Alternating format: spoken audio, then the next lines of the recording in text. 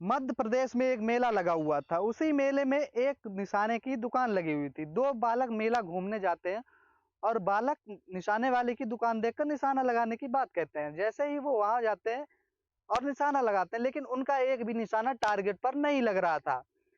सारे निशाने लग चुके थे, लेकिन एक भी उन्होंने निशाना टारगेट पर नहीं लगा पाया था। सारे निशाने चूक रहे थे। तभी पास में एक खड़ा व्यक्ति ये सब देख रहा था, जिसकी हालत लगभग भिखारी की तरह थी। फटे हुए कपड़े थे, लंबी लंबी दाढ़ी थी और बहुत गंदा हुआ व्यक्ति था। तभी वो व्यक्ति उन लड़कों के पास जाता है और कहता है कि अगर आपको कोई तकलीफ ना हो तो क्या मैं ट्राई कर सकता हूँ। इतनी बात सुनकर लड़के थोड़ा सा चौंकते हैं, लेकिन उसने जिस मधुर भाषा में बोला था, लड़के मना नहीं कर पाते हैं और कहते हैं ठीक है, आप लगा लीजिए। जैसे ही उस भिखारी को एयर गन दी जाती है, तो भिखारी सारे टारगेट, जो जो टारगेट उनको दिया जाता है, एक ही बार में निशाना टारगेट पर लगा रहे थे। ये सब देखकर लड़का एकदम चौकन्ने हो जाते हैं और अचंभित थे कि ये व्यक्ति पागल जो निशाना कैसे लगा सकता है। अब दुकान वाला भी बड़ा हैरान था। ये सब देखकर मेले में काफी सारी भीड़ इकट्ठा हो जाती है और ये सब देख रहे थे। भिखारी टारगेट बराबर लगाए हुए जा रहा था। मध्य प्रदेश के अखबारों में एक खबर छपती है। नमस्कार दोस्तों, मैं पुष्पेंद्र सिंह आज आपके सामने एक सच्ची घटना लेके आया हूँ। ये घटना है मध्य प्रदेश शहर का। 2020 में 28 विधानसभाओं पर उपचुनाव होने थे। उपचुनाव के बाद जैसे ही नतीजे 10 नवंबर 2020 को आ रहे थे, चुनाव की मतगणना चल रही थी। सभी सीटों पर मतगणना हो जाती है, लेकिन ग्वालियर सीट पर मतगणना लेट हो जाती है, करीब रात्रि तक चल रही थी।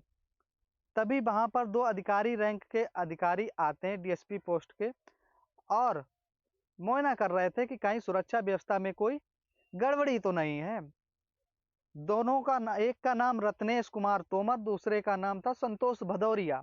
दोनों डीएसपी पोस्ट पे, तो दोनों अपनी गाड़ी में बैठकर राउंड कर रहे थे। राउंड करते करते उन रास्ते में जब एक व्यक्ति पर उनकी गाड़ी की लाइट पड़ती है, तो वो व्यक्ति अचानक से वहां से गायब हो जाता है। इतना देख रत्नेश कुमार तोमर को थोड़ा सा शक होता है और वो अपनी गाड़ी को पीछा लेने को कहते हैं। जैसे ही गाड़ी पीछे ली जाती, तो वो सिपाहियों से कहते हैं कि सिपाही वहां देखो जाकर क्या हो रहा है। सुनकर सिपाही तुरंत गाड़ी से उतरते हैं और देखते हैं कि वहां पर कौन है। तो वो देखते हैं कि पेड़ के पीछे एक व्यक्ति छुपा हुआ है, जो पुलिस की गाड़ी देखकर जोर से भागकर पेड़ के पीछे छुप गया। सिपाही उसकी हालत देखता है तो भिखारी की तरह उसकी हालत थी, लंबी लंबी दाढ़ी थी, फटे हुए कपड़े थे। अखबारों में जब ये खबर छपती है, तो लड़का बताता है कि माँ जी, ये वही व्यक्ति है जिसने मेले में हमसे निशाना लगाने की बात कही थी। दरअसल ये कोई भिखारी नहीं, ये एक अधिकारी था। इतनी बात उसकी माँ सुनती है और उससे कहती है, फिर बेटा पूरी खबर बताओ क्या है। जैसे ही सिपाही ये देखता है, तो वहां से नॉर्मल होकर वापस आ जाता है और रत्नेश तोमर से कहता, सर कोई दिक्कत की बात नहीं है, वहां पर एक भिखारी छुपा हुआ है जो गंदे कपड़े पहने हुआ है, वो हमारी पुलिस की गाड़ी देखकर छुप गया है। लेकिन वो सिपाही रत्नेश तोमर से कहता, लेकिन सर वो बहुत ज्यादा ठंड से ठिठुर रहा है। इतनी बात सुनकर रत्नेश अपनी गाड़ी को आगे के लिए बोल देते कि आगे चलिए, लेकिन गाड़ी स्टार्ट होकर मुश्किल से 10 कदम ही चल पाई थी। तभी रत्नेश कुमार का दिमाग बदल जाता है और गाड़ी पीछे लेने को कहता है। गाड़ी दोबारा से पीछे ली जाती है और उस व्यक्ति के पास जाया जाता है। जैसे उस व्यक्ति के पास जाते हैं, तो संतोष भदौरिया जी अपने पहने हुए जूते उतारकर उस भिखारी को दे देते हैं कि तुम्हें ठंड लग रही है, पहन लो। और रत्नेश तोमर अपनी जैकेट उतार कर दे रहे थे। जैसे ही रत्नेश तोमर भिखारी को जैकेट पहनाते हैं, तो भिखारी कहता, thank you so much Ratnesh, कैसे हैं आप। इतना सुनकर रत्नेश एकदम चौंक जाता है। रत्नेश सोच रहे थे कि ये मेरा नाम कैसे ले सकता है और इसको मेरा नाम कैसे पता है। अब दोनों डीएसपी आपस में बात कर रहे थे। तभी संतोष कुमार रत्नेश से कहते हैं, क्या तुम इनको जानते हो। तो रत्नेश कहता कि नहीं जानता हूं। तभी भिखारी कहता, मैं मनीष मिश्रा। मनीष मिश्रा का नाम जैसे ही भिखारी बताता है, तो रत्नेश को थोड़ा सा याद आता कि मनीष मिश्रा का नाम शायद जाना पहचाना लग रहा है। बात 1999 की है, जब रत्नेश और मनीष मिश्रा सब इंस्पेक्टर की ट्रेनिंग साथ साथ किए थे। दोनों जिगरी यार बन गए थे, लेकिन मनीष मिश्रा का निशाना एकदम अचूक था। उनकी तारीफें काफ़ी हुआ करती थी। मनीष मिश्रा ने ही रत्नेश को कुछ निशानेबाज़ी सिखाई थी, इसलिए इन दोनों की बॉन्डिंग बहुत अच्छी हो गई थी। मनीष मिश्रा की पोस्टिंग 1999 से 2005 तक मध्य प्रदेश के शहर में अलग-अलग जिलों में रही और इन्होंने काफ़ी नाम भी कमाया।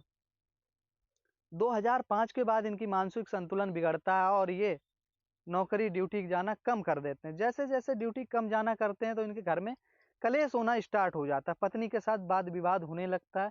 पत्नी तलाक के लिए अर्जी डाल देती है और तलाक ले लेती है।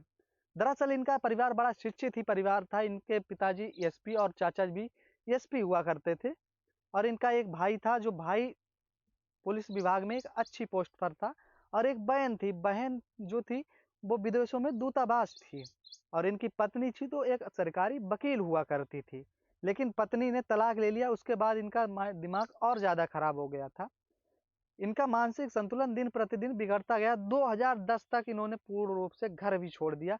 अब ये घर को त्याग कर रोड सड़क पर निकल चुके थे। किसी भी दुकान के सामने मांग कर उठाकर खा रहे थे, जैसे-तैसे अपना पालन-पोषण कर रहे थे, अपना पेट भर रहे थे। 10 नवंबर 2020 को सड़क के किनारे पुलिस की गाड़ी देखकर जब मनीष मिश्रा छुप जाते हैं तो उसी वक्त उनका दोस्त रत्नेश उन्हें मिलता है। रत्नेश के मन में चल रहा था कि क्यों ना हम इनका इलाज करवाएं, इनको ले जाएं। मनीष मिश्रा को काफ़ी देर तक मनाने के बाद ले जाने की कोशिश की, लेकिन मनीष मिश्रा नहीं माने और गाड़ी में बैठने से साफ-साफ मना कर दिया। तभी सिपाही को याद आता कि पास में ही एक एनजीओ है, एनजीओ इसी तरह के कार्यों का कार्य करता है। सिपाही का सुझाव सुनकर रत्नेश को अच्छा लगा और उन्होंने तुरंत कहा कि फ़ोन लगाओ।